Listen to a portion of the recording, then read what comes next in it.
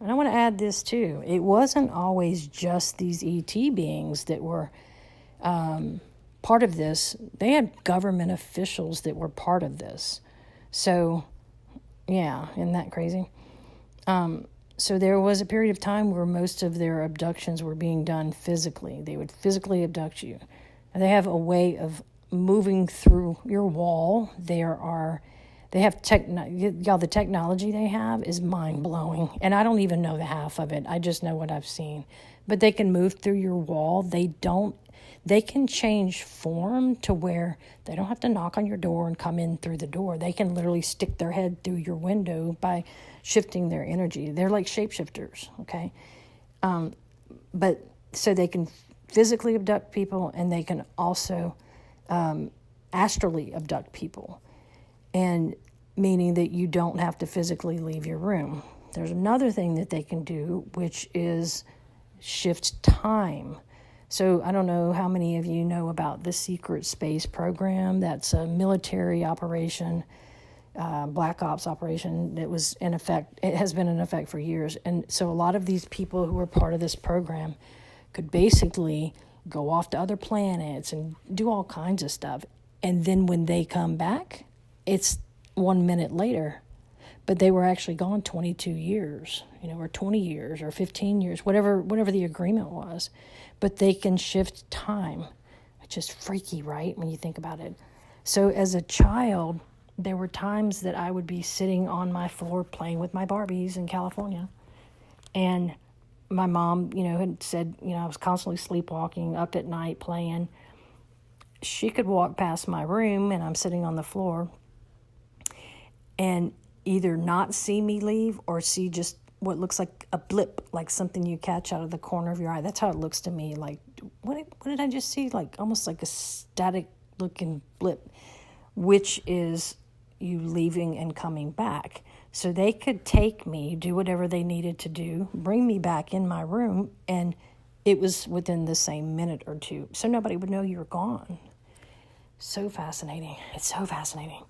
But supposedly they were supposed to stop doing these abductions years ago, but they didn't. They didn't stop. Why would they? If they have access to you, why would they? Just because somebody told them not to? It doesn't work that way. So and again, I want everybody to know, this isn't personal. It's not like they're trying to do something to harm you because you're a bad person. That's not how it works. They're doing it as in, think of it like scientists who want to know more about something, like studying a bear's behavior. A lot of these ET groups are extremely fascinated by human beings and our ability to feel the extreme feelings that we feel. We're all over the place, right? Everything on earth is feeling based. But the only thing we ever want to feel is happy, correct? If you don't feel happy, you're not happy. You just want all we want is happiness. But we have these extreme emotions, and pretty much everything that happens here is based on that emotion. Like murder. Murder's got some kind of emotion behind it that caused it. Something is triggering that. So, but they're fascinated with the fact that we are such, not just deep feelers, but the expansiveness of our feelings, because they're not like that. They're more balanced. But they're fascinated by that. And remember, too, that look at it like this big lab. Earth is kind of, I call it trauma school, but it's also like a lab where all these test subjects. And it's a study. We're an experiment, basically. Remember what I said before, that we all agreed to this. We knew the terms and conditions before we came here. So I remember different things like being on a ship. I've been on several. One of them I remember was, it was a disc shape. There was one that had a single seat in the middle, a little dome up top. And so if you're facing forward, and there was a row of windows, and behind the seat was like a pole, like if you're standing in line at Disney waiting to get into a ride, you know how they have the poles you hang on to. So it's like a pole. and then behind that were about 7 more seats. And there weren't hardly any controls on this ship. And they had me sit in it one time and lift it off. It wasn't even totally on the ground. It was kind of hovering right above the ground.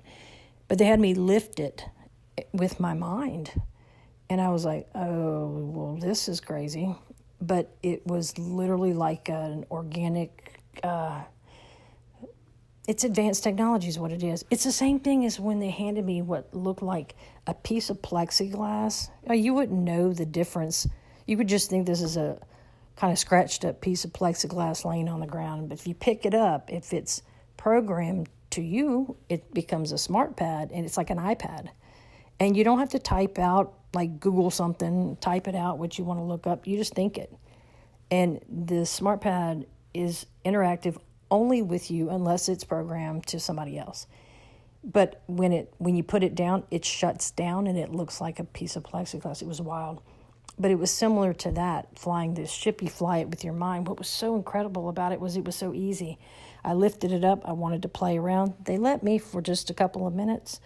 I shot it up in the air, moved to the right, kind of twirled around, just playing around, and then I came back down with it. And it's weird because I feel like I've done it a lot, but that just, I think they were just appeasing me. I asked them so many questions. I get the feeling that most abductees don't ask that many questions, but I'm like that kid in the classroom keeping everybody late because I want to know everything. And, but I was on that one, and there was also a time when I was on one very similar that shot up into what looked like, it was another ship, but it was massive. It looked like it was like 4 city blocks. I don't even know how big it was because it was so big. But the little ship the little disc went up into the ship. And then it was like we were just kind of hovering there. And the door opened, you step out, and then I was like flooded with lights. These lights were so bright. I had a hard time adjusting to it, and I actually felt like my eye felt burned. You know how, I'm sure some of you know what I'm talking about. I have blue eyes, so I don't know, I think we're more susceptible to that. But being out in the sunlight, you're not used to being out in the sun. You're out on the beach in really, bright sun, and then you go to sleep that night and you wake up and your eyes burn. Well, that's what it feels like after I've been abducted. So how do I know that I have left my bedroom because of that? It's usually in my left eye, but it feels like a burn. It feels like a laser burn, and that's how I always know, I wasn't here last night. Plus, it's a feeling. That was before I had all the memory, though. So anyway, the door opened, we got out, and then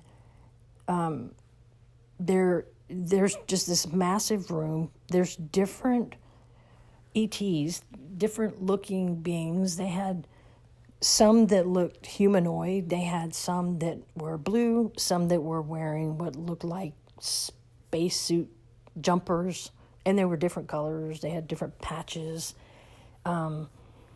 They had some that were talking with their mouth, very few though, and they had that most were communicating telepathically.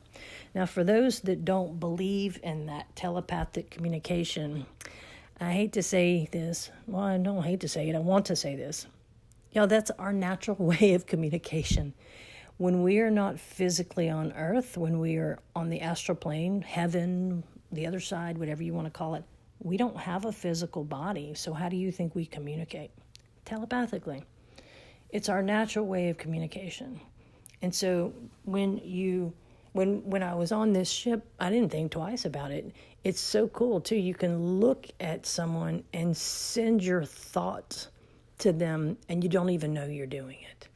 And I'll tell you what, a lot of people on Earth right now, their psychic abilities, yes, I said psychic abilities, everybody has innate psychic abilities, you're born with them. It's part of who you are.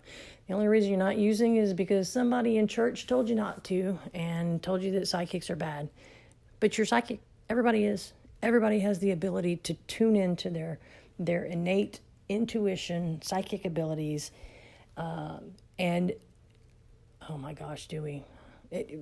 Everybody has that ability. What I think is really cool, too, is I've noticed since 2020, a lot of people are tapping into it.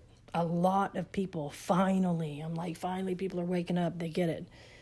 But that is a natural ability. It is not bad. It's not evil. It's who you are. Because, again, when you're not in a physical body, that's... How do you think you communicate in heaven? You don't have a physical mouth. It's all telepathic. So that happens a lot on these ships where they will send information telepathically.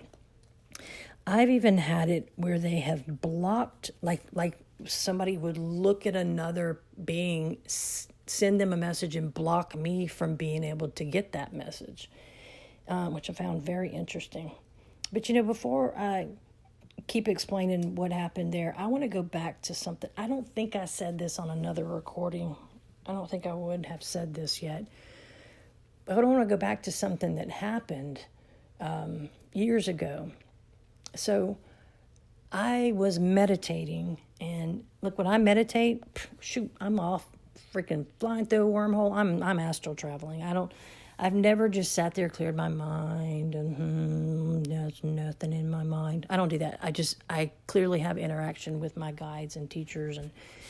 But one of the things that happened was they brought me to what felt like another planet and into this room. I literally feel like I was... I don't know, on the backside of a planet is what it felt like. Like we were in this wormhole. We did not travel in a UFO. I say UFO. A UAP is what they're supposed to be called. Let's call it UAP. It's an aerial craft, right? We didn't travel there through that. We traveled with our consciousness. So we astral traveled. And then all of a sudden, I get there, and it was bizarre because when I stepped foot in this building, I felt like I was in my body. Like I looked down, I could see my body. So I'm like, how did I get here without my physical body? Well, okay, let's just go with it. So I'm walking down this hall, and again, just like on the craft, the lights were exceptionally bright. I don't know why. They were so bright, I couldn't even figure out where the light was coming from. I never saw a single light bulb. I don't know if it's because it was too bright, but I distinctly remember multiple times trying to figure out where's the light coming from. It's almost like it's self-illuminated. And so that's how this building was. But I get down the hall, and as I'm walking down the hall, I'm passing people who are wearing these jumpsuits, different colors. Now there's alien beings, there's some that look like official, that were human and humanoids, and everybody was just kind of busy. So they bring me in this room. Now what I mean by they is these two beings that usually pick me up. I'm going to go to another recording.